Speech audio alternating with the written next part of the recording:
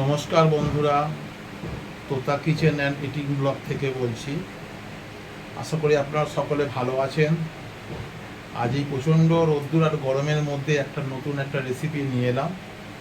এটা আপনারাও জানেন, সকলেই জানেন। নতুনত্ব বলতে সেরকম কিছু না। আজকের রুই মাছের প্লেন ঝোল হবে। এবার ঝোলের মধ্যে যেগুলো আমরা দেবো, প্রথমে হচ্ছে আমরা কোনো মশলা দেবো না, আদা রসুন বাটাও দেবো না। ফুলকপি আছে, আগে থেকে আমরা ভেজে রেখেছি। ফুলকপি, আলু, বিনস ভাজা, পটল ভাজা, ওদিকে মাছ, কাঁচা লঙ্কা, পেঁয়াজ, টমেটো, ডাঁটা। তো এখন রান্না শুরু করছে তোতা।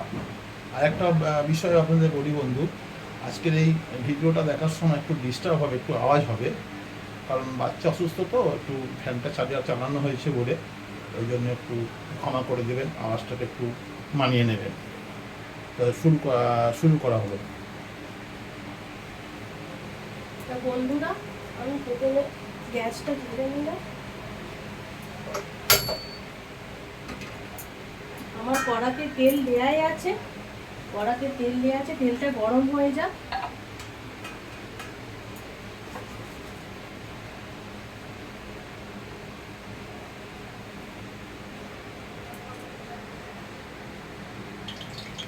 তো বন্ধুরা, আমার কড়াতে তেলটা গরম হয়ে গেছে।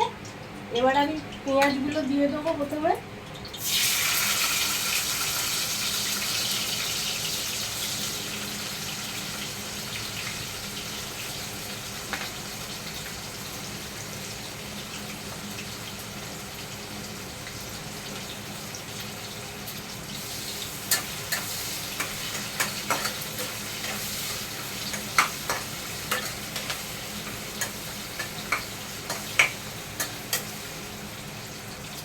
এরপর টমেটো, কাঁচা লঙ্কা দিয়ে দেবো।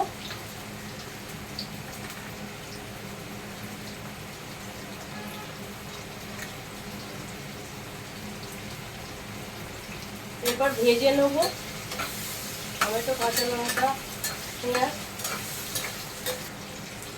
বন্ধুরা, আমার পেঁয়াজ, কাঁচা লঙ্কা, টমেটোটা ভাজা হয়ে গেছে। এরপর আমি কড়াইশুঁটি আর ডাঁটাটা দিয়ে দেবো।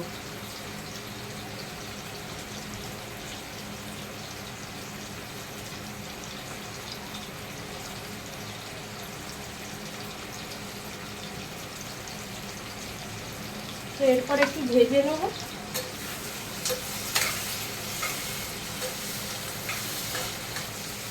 তো বন্ধুরা, আমার হচ্ছে ডাঁটা আর কড়াইশুঁটি এটা মোটামুটি ভাজা হয়ে গেছে। তো আমি এরপর এক এক করে ওই পটল ভেজে রেখেছি, বিনস, আলু ভাজা আর ফুলকপি ভেজে রেখেছি, সব এক এক করে আমি কড়াতে দিয়ে দেবো। প্রথমে আমি আলুগুলো দিয়ে দিলাম, তারপরে বিনস ভাজাগুলো দিয়ে দিলাম, পটল ভাজা দিয়ে দিলাম, এরপরে ফুলকপিগুলো দিয়ে দিলাম।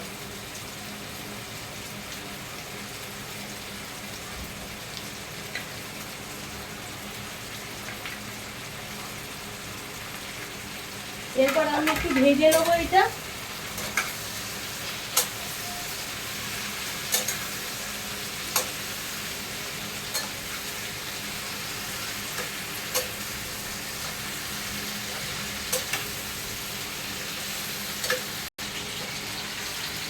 তো বন্ধুরা, আমার ফুলকপি, আলু, বিনস, পটল, যে মটরশুঁটি, ডাঁটা যে সবজিগুলো কড়াতে দিয়েছিলাম সব মোটামুটি ভাজা হয়ে গেছে।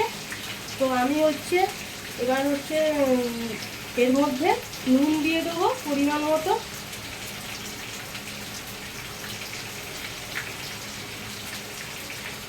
এরপর হলুদ দিয়ে দেবো, তারপরে গোলমরিচ গুঁড়ো দিয়ে দেবো।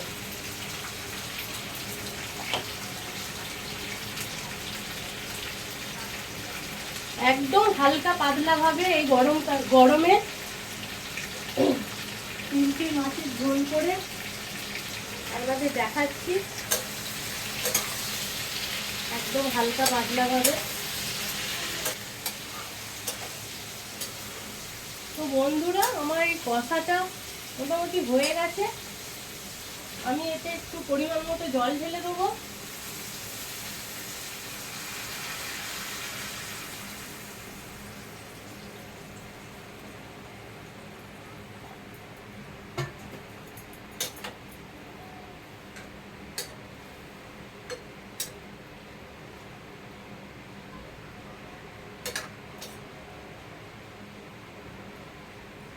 এবার ঝোলটা একটু ফুটে যাক, আমি চাপা দিয়ে দিই।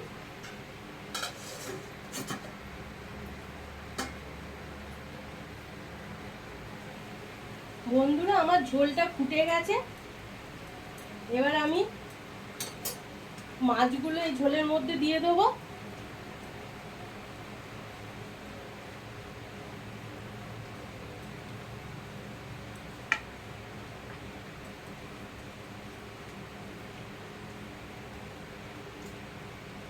আপনারা দেখতে থাকুন।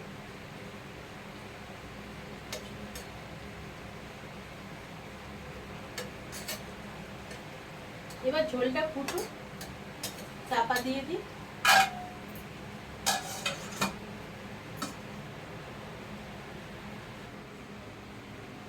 তো বন্ধুরা, দেখি ঝোলটা কি হলো। তো বন্ধুরা, আমাদের ঝোলটা আমার প্রায় কমপ্লিটই হয়ে গেছে। তো আমি এটা বন্ধ করে দিচ্ছি, গ্যাসটা অফ করে দিচ্ছি চাপা দিয়ে।